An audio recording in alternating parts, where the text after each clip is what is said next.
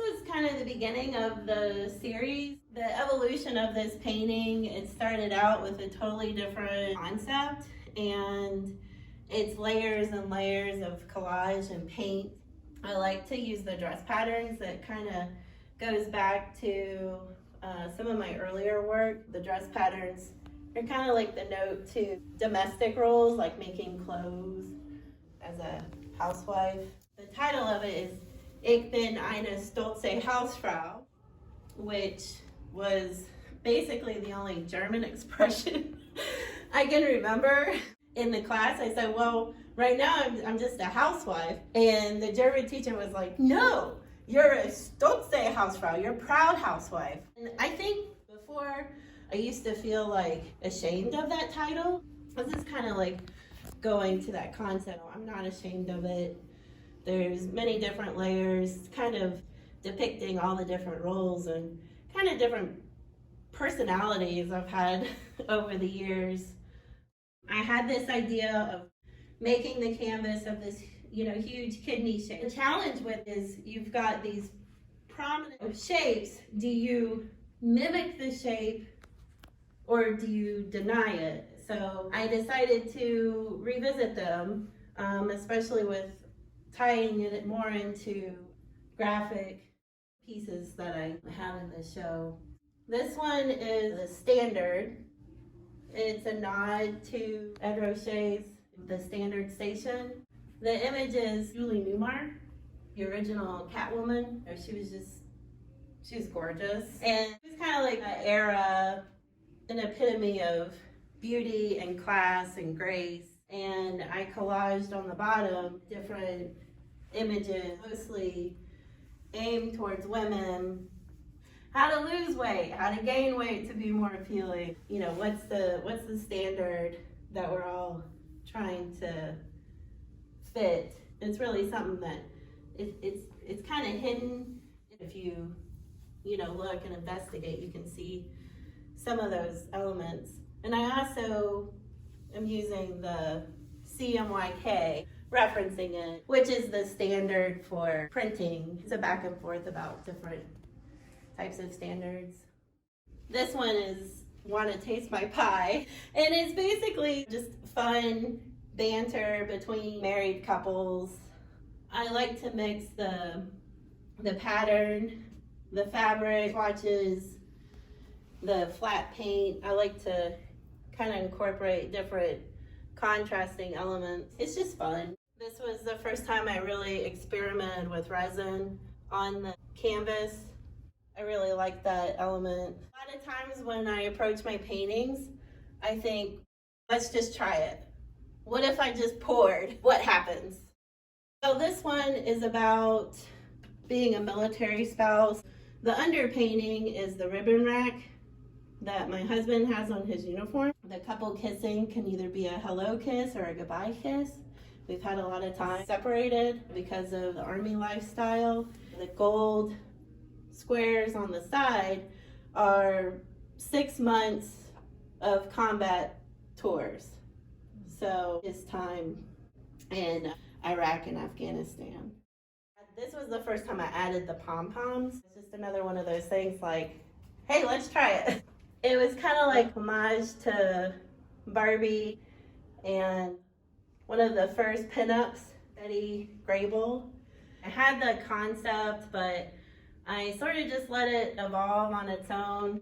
I really like that texture, the added color and textural element to it.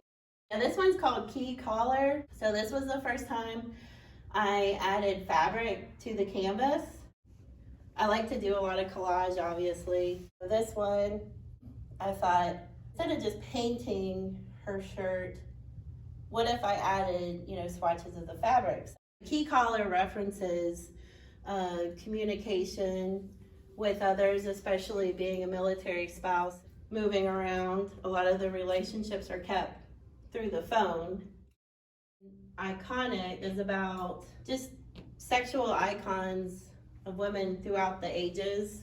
Of course, we have Marilyn Monroe still referencing that kind of 1950s era of femininity against Venus de Mayo, the famous statue. I really like the concept of a painting of a statue in that, and of course the collage elements of the underwear adds, and then I added, some other textural elements, the flocking. So it kind of references the pop culture velvet paintings, kind of the same with the Elvis. The Elvis has that same flocking to it. It's, women feeling so compelled to throwing their undergarments at a complete stranger during a time where, everything was so taboo. Talking about sex was taboo, like everything about it. So it's catalyst because was he the beginning of like women's sexual freedom and expression? That's why I had the catalogs and other underwear ads. I didn't do anything, we just jiggled.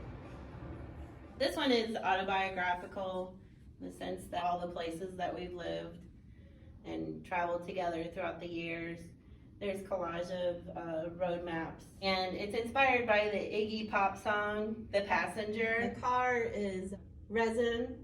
It's just a fun meaning about riding through life. The numbers represent moving stickers. Legacy, it's about patterns that we inherit or pass along. I use the fabric again in this one.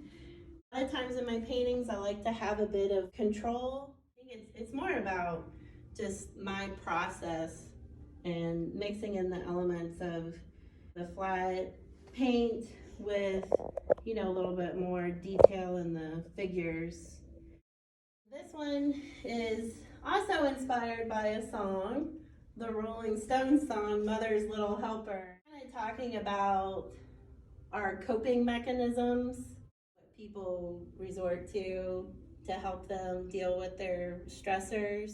In the song, it references like a housewife who's addicted to popping pills. I feel like a lot of people do kind of resort to a pill will fix your problem, whether it's for mood swing or, how you feel, or vitamin supplements or, weight loss, whatever.